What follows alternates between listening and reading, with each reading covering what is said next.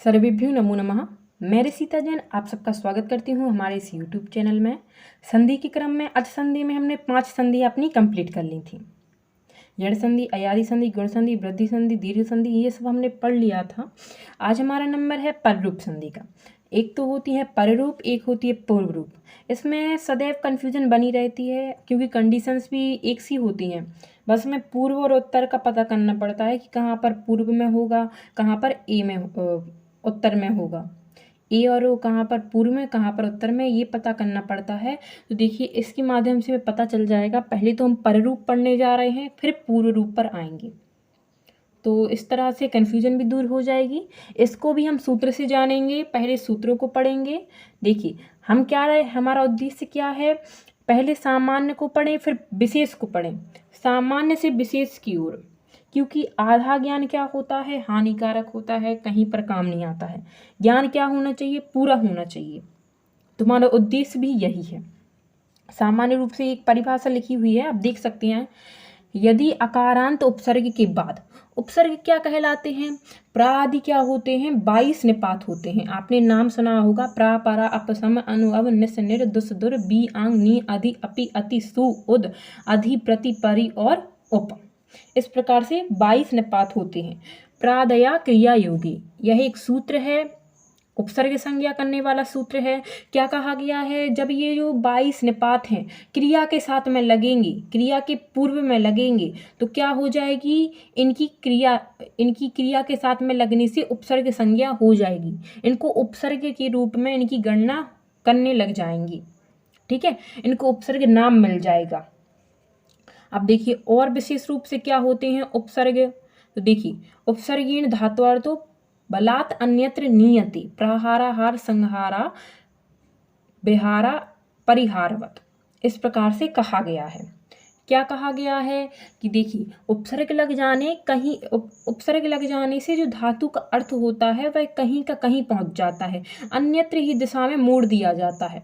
अब देखिए प्रा लग गया, री धातु के आगे प्रा लग गया, अब क्या अर्थ हो गया, मारना या फिर प्रहार करना। अब देखिए आ लग गया, आंग लग गया, तो क्या अर्थ हो गया, आहार, भोजन करना। सम लग गया तो क्या हो गया अर्थ, सम प्लस री, तो अर्थ हो गया हमारा संहार करना, नष्ट करना। विहार बी लग गया तो क्या अर्थ हो गया, गमन करना। परिहार परी लग गया तो क्या हो गया अर्थ हमारा, त्यागना। इस प्रकार से अर्थ क्या हो जाते हैं, बदल जाते हैं। देखिए 3 प्रकार से इनकी गतियां होती हैं उपसर्ग की। कहा गया है धात्वार्थे बाधते कश्चित, कोई जो होते हैं उपसर्ग वह तो धातु का क्या कर देते हैं, बाध कर देते हैं, बिल्कुल अन्यत्र ही अर्थ को ले जाते हैं। देखिए जैसे भवती है, भू धातु है, देखिए भू सत्तायाम भू धातु है, भवती बनता है। अब भवती की आगे यदि हम लगा दें अनु, तो अनुभवती, अनुभव करता है। प्राभवती समर्थ होता है, पराभवती पराजित होता है। इस प्रकार से कितने ही अर्थ निकल आते हैं, अन्यत्र ही ले जाते हैं। ठीक है, कोई संबंध नहीं है। जो मूल धातु है और उपसर्ग लग जाने के बाद जो हमारा अर्थ निकला है उन दोनों में कोई संबंध नहीं है। ठीक है, अब देखिए और कुछ तो क्या होते हैं, धात्वर्थे बाधते कश्चित तम अनुवर्तते। क्या होते हैं, कुछ तो उन्हीं का अनुवर्तन करते हैं, अर्थात उन्हीं का अनुसरण करते हैं, वही अर्थ निकालते हैं। लोक्यति एक धातु है जिसका अर्थ है देखिए देखना। ठीक है, लोक्यति अर्थात देखना। अब देखिए यहाँ पर अब लगा दिया, अवलोक्यति, विलोक्यति और भी आलोक्यति, इस प्रकार से लगा दिया। सबका अर्थ क्या निकला, देखना ही निकला। कोई अर्थ में कोई भी क्या हुआ, डिफरेंस नहीं आया। ठीक है, अब देखिए कुछ तो क्या होते हैं, अब विशिनिष्ट तमेवार्थ उपसर्ग गतिस्त्रधा, कुछ विशेष अर्थ को देने वाले होते हैं। जैसे देखिए कंपते, कांपना होता है अर्थ। प्रा लगा दिया, प्रकष्ट रूप से कांपना, प्राकंपते हो गया। देखिए बी लगा दिया, विशेष रूप से कांपना। आ लगा दिया, पूरी तरीके से कांपना, आकंपते, पूरी तरीके से कांपना, आंग लग जाने पर। ठीक है, तो इस प्रकार से उपसर्ग होते हैं।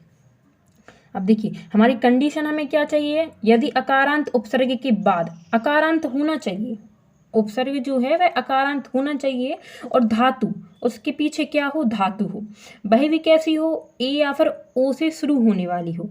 उसके आदि में क्या होना चाहिए, एंग आदि होना चाहिए। एंग एक प्रत्याहार है जिसके अंतर्गत ए और ओ आते हैं, ठीक है। तो ये दोनों होने चाहिए।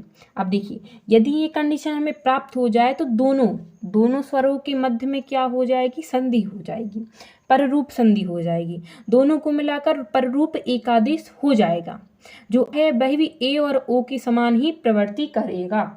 इस प्रकार से कहा जाता है। देखिए, और एंगी पररूपम। अब हम सूत्रों की तरफ बढ़ते हैं। एंगी पररूपम, ये हमारा पररूप संधि विधायक सूत्र है, ठीक है। देखिए यहाँ पर आद उपसर्गाद एंगादौ धातु पररूपम एकादेश स्यात् प्रीजते उपोषति। आप देख सकते हैं यहाँ पर हमारे लिए कंडीशन वही जो हमने ऊपर पढ़ा है वही यहाँ पर लिखा है, वही इस वृत्ति में निहित है। देखिए यहाँ पे आद में क्या लगा है, पंचमी विभक्ति लगी है। वह बोल रहा है कि उपसर्ग वह भी कैसा होना चाहिए, आ से अंत होना चाहिए, जिसके पीछे क्या होना चाहिए, आ होना ही चाहिए, ठीक है। तो ऐसा उपसर्ग जो आ से जिसका क्या हो रहा हो, अंत हो रहा हो। और एंगादो, ऐसी धातु जिसका शुरुआत किससे हो रहा हो, धातु की शुरुआत किससे हो रही हो, तो एंग से हो रही हो, ए हो या फिर ओ हो, ये हमें कंडीशन चाहिए। तो क्या होगा, पररूप एकादेश हो जाएगा दोनों के स्थान पर। उदाहरण आप देख सकते हैं, हमारे उदाहरण है प्रेजते और उपोषति। इस प्रकार से हमारे दो उदाहरण आप देख सकते हैं। इनको जब हम सिद्ध करेंगे तो देखिए, प्रेजते में प्रा है जिसका अंत क्या हो रहा है, आ से हो रहा है, और यहाँ पर है एजते। आप देखेंगे यहाँ पर लिखा हुआ है, ऐसे बन जाता है प्रेजते।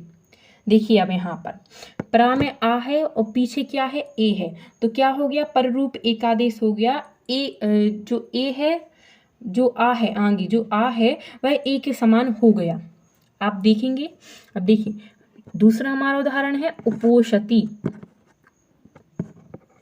उप है यहाँ पर, उप में आ मिला हुआ है, हलंत मत करना। और देखिए यहाँ पर ओषति, ओषति का अर्थ होता है जलना। यहाँ पर यह हमारा बन जाता है उपोषति। इस प्रकार से हमारे दोनों रूप क्या हो जाते हैं, सिद्ध हो जाते हैं। देखिए, जो भी आपके लिए उदाहरण मिल रहे हैं वह सब भगवान से जुड़े हुए हैं, धार्मिक जो हैं वह सब उनका धार्मिक अर्थ निकलता है। अब देखिए यहाँ पर कैसे निकालें, तो आप प्रेजते में देख सकते हैं, प्रेजते का अर्थ क्या होता है, चमकना, ठीक है। उपोषति का अर्थ होता है जलना। तो देखिए इसका अर्थ क्या निकल रहा है, जो भी भगवान की शरण में जाएगा उसके सारे जो पाप होंगे वह जल जाएंगे और वह स्वर्ण की भांति निखरेगा, चमकेगा। तो ऐसा हमें अर्थ निकालना है। अब देखिए हमने पिछले जो उदाहरण पढ़े, पिछली संधियों में जो उदाहरण पढ़े, जैसे हमने देखा था शुद्ध्युपास्या, यह हमारी यण संधि का उदाहरण था। लाकृति, यह भी उदाहरण था, और भी थे, उपेदते, उपैति, इस प्रकार से अन्य उदाहरण भी थे। देखिए शुद्ध्युपास्या में क्या हुआ था, ई को या हो गया था, तो यहाँ पर अर्थ क्या निकला था, जो सुधी, जिनकी अच्छी धी है, जिनकी अच्छी मति है, उनके द्वारा जो उपासनीय है, जैसे भगवान कृष्ण, भगवान विष्णु, ये सब, ठीक है। और लाकृति, जिनकी क्या है, टेढ़ी लाकृति है, टेढ़ी गति है, जिनका नेक्स्ट मूव समझ में नहीं आता, उनकी गति समझ में नहीं आती अच्छों को, तो वह क्या है, लाकृति, टेढ़ी आकृति वाले हैं श्री कृष्ण, ठीक है। अब देखिए यहाँ पर और क्या हुआ, देखिए यहाँ पर नीचे हमारे और उदाहरण थे। एक तो था हमारा उपैति और एक था उपैधते। उपैति, देखिए उपैति का अर्थ क्या होता है, समीप जाना। उपैधते क्या होता है, अर्थ बढ़ना या फिर वृद्धि को प्राप्त करना। ये हमारे उदाहरण थे। देखिए यहाँ पर क्या हुई है, वृद्धि संधि हुई है उपैति और उपैधते में, ठीक है। यहाँ पर भी आप बोलेंगे कि उपसर्ग और फिर पीछे तो ए आ ही रहा है, तो यहाँ पर फिर पररूप संधि क्यों नहीं हुई। कुछ उदाहरण थे, कुछ सूत्र थे जो हमने पढ़े थे, तो उनसे क्या हो गई, इस संधि का बाद हो गया, यह संधि बाद होकर वृद्धि संधि ही हुई।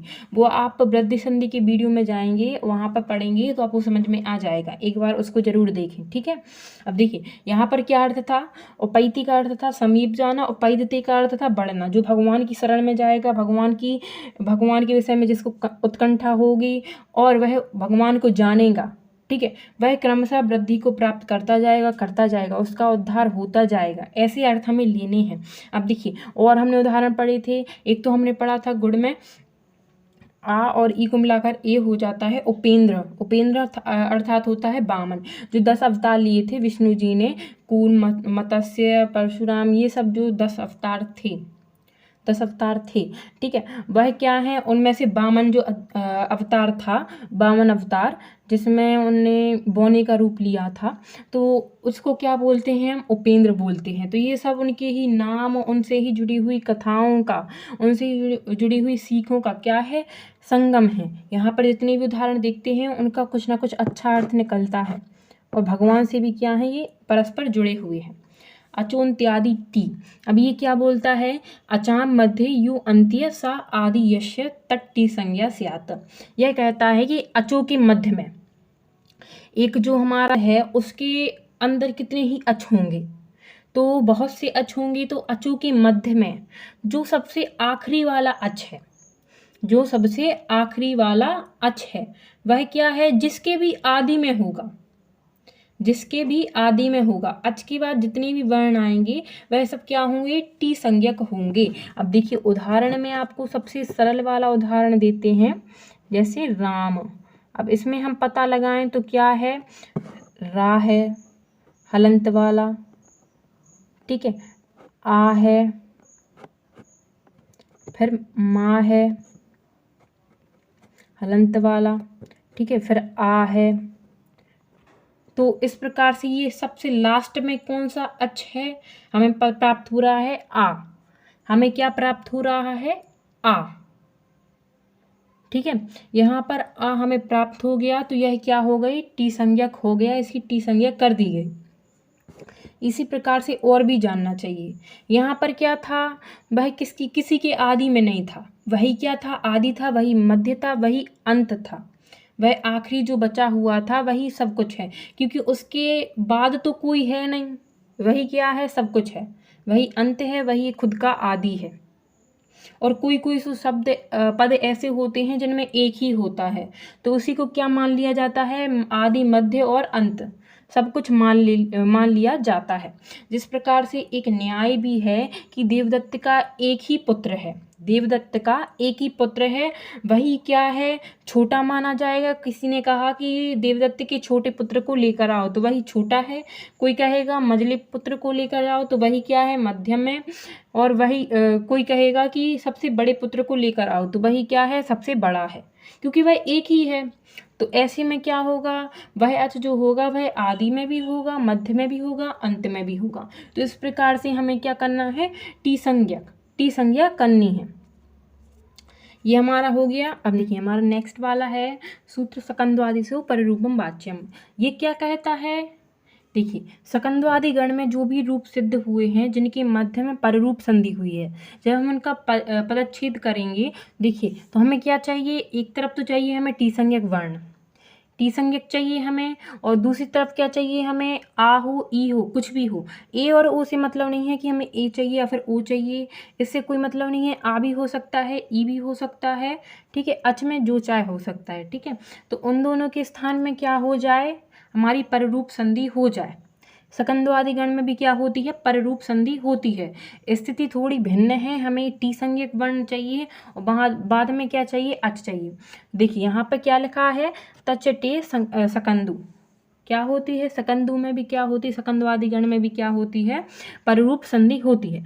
सकंदु, करकंदु, मनीषा, आकृतिगण एवं मारतंडा। आकृतिगण में क्या है, एक रूप है मारतंडा, वहाँ पर भी होती है। आकृतिगण से क्या समझना चाहिए, एक और गण है आकृतिगण, तो उसमें भी होती है क्या, नहीं। यहाँ पर यह बताते हैं कि सकंद्वादि गण को छोड़कर जहाँ जहाँ भी आपको ऐसी स्थिति मिलती है, जहाँ जहाँ भी पररूप संधि हुई है और कोई अन्यत्र सूत्र नहीं है करने वाला, कोई अन्यत्र रीजन नहीं है, तो क्या हो जाए, वह शब्द भी किस में डाल दिया जाए, सकंद्वादि गण में डाल दिया जाए। यहाँ पर आप देखेंगे, देखिए करकंदू में यहाँ पर क्या हो गया, करकंदू में जो आ है, लास्ट में जो आ मिलेगा हमें, और वह अंधु का जो आ है, उन दोनों को मिलाकर पररूप एकादेश हो जाएगा। आ और आ को मिलाकर पररूप हो जाएगा। जो पहले वाला आ है वह बाद वाले के समान हो जाएगा।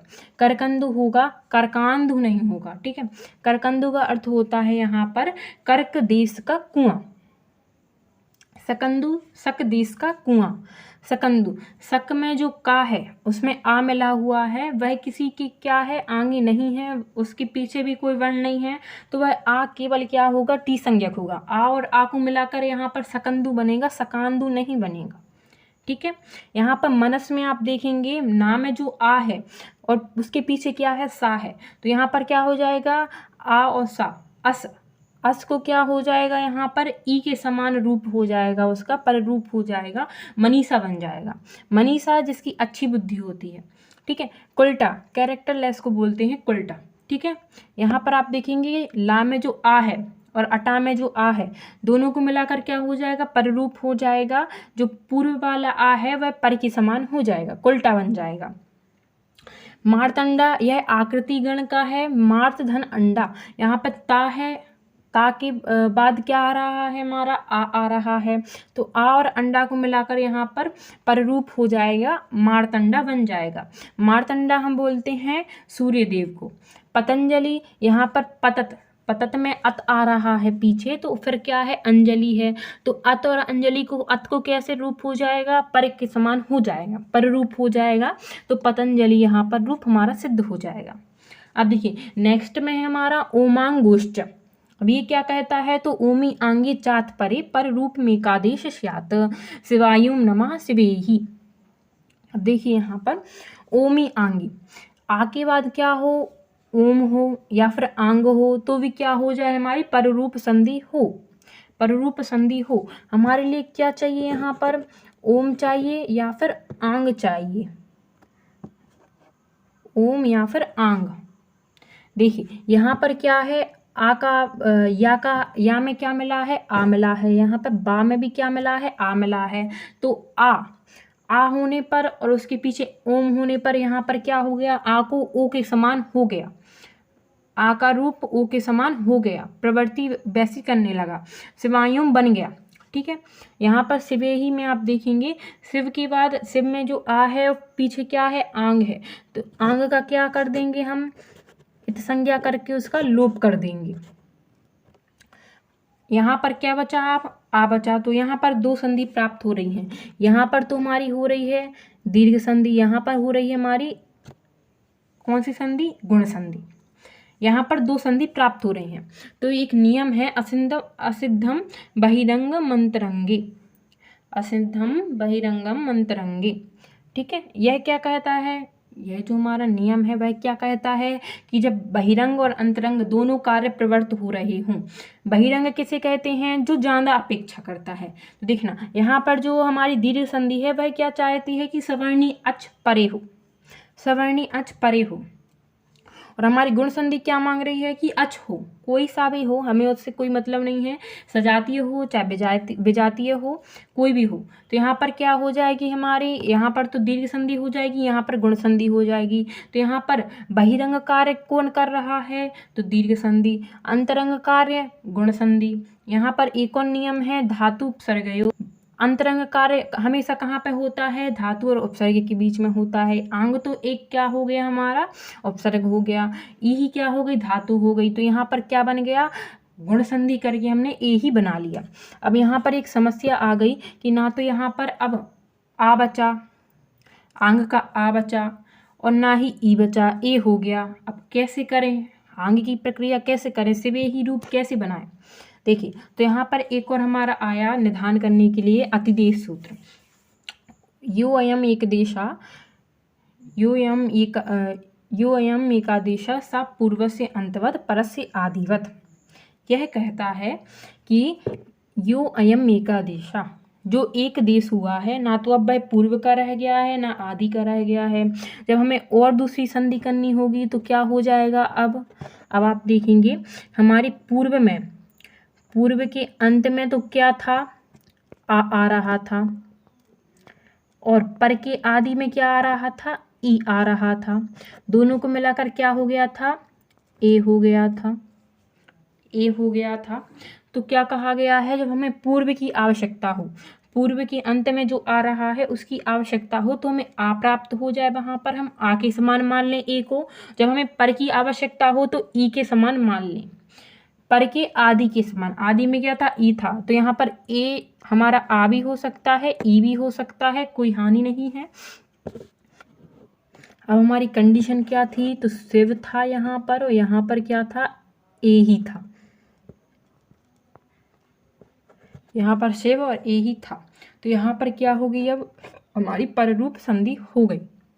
पररूप संधि के बाद क्या रूप बना हमारा, शिवे ही बन गया। यहाँ पर ए क्या हो गया, आ के समान भी हो जाता, ई के समान भी हो जाता, कोई हानि नहीं थी, आ और ई के समान हो जाता, परंतु हमें आ की आवश्यकता थी, आ की नीड थी, तो यहाँ पर हमने ए ही का जो ए है वह आ के समान मान लिया। तो यहाँ पर आ और आ को मिलाकर क्या हो गई, पररूप संधि हो गई। अब देखिए, रही बात अब पररूप और पूर्व रूप के बारे में। तो पररूप तो क्या होती है हमारी, पररूप में हमें क्या चाहिए, ए और ओ पर में चाहिए, पर में चाहिए। पूर्व में क्या चाहिए, पूर्व में चाहिए। तो इस प्रकार से आपको नाम ही, उन संधि के नाम ही बता रहे हैं कि हमें पूर्व में चाहिए या फिर पर में चाहिए। पर में हो ए और ओ तो पररूप, और पूर्व में हो तो पूर्व रूप।